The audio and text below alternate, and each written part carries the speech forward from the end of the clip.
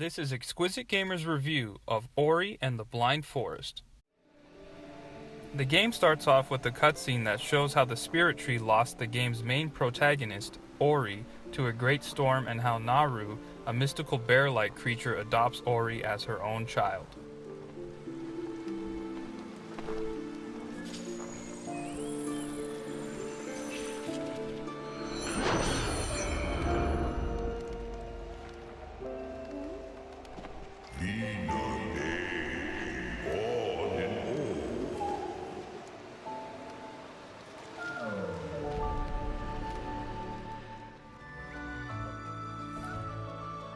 The game then shows how they lived their lives and how their strong bond established a great aptitude for teamwork.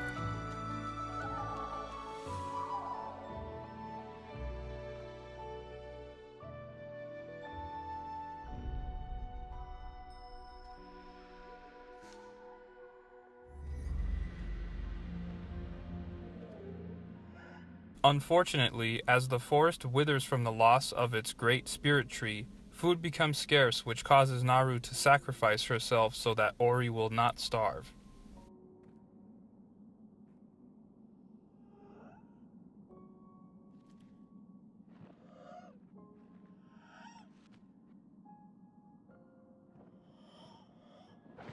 This leads Naru to die and Ori to go out into the forest and seek out his true father, the dead spirit tree. The first thing I want to point out about this game is the amazing visuals that really seem to pop off the screen. The forest is dark, desolate, and filled with creepy creatures trying to destroy you. But as you progress through the story, the forest becomes more vibrant and colorful. The game uses its visuals as a way to tell its story. Ori and the Blind Forest offers up an unbelievably good soundtrack. The player's actions on screen match the mood of the music, which helps create a blissful level of immersion. If you are doing something epic or simply strolling through the forest, the music matches the mood tit for tat. It manages to pump you up and is capable of making you emotional at other times. The actual gameplay itself is solid, with platforming and battling feeling extremely natural. After some practice, you'll be taking advantage of enemy attacks and using your new abilities that you pick up as you go to destroy tougher creatures and reach newer heights. Each area has a wide assortment of puzzles that will take time to figure out, but nothing is tough enough to stand in the way of finishing the game. Each area of the map ends with a fast-paced escape scene that will challenge your ability to process what's happening on screen with the planning it takes to survive. These escapes are all surprisingly varied and not one feels like another. One issue Ori and the Blind Forest has is its lack of boss fights in the game.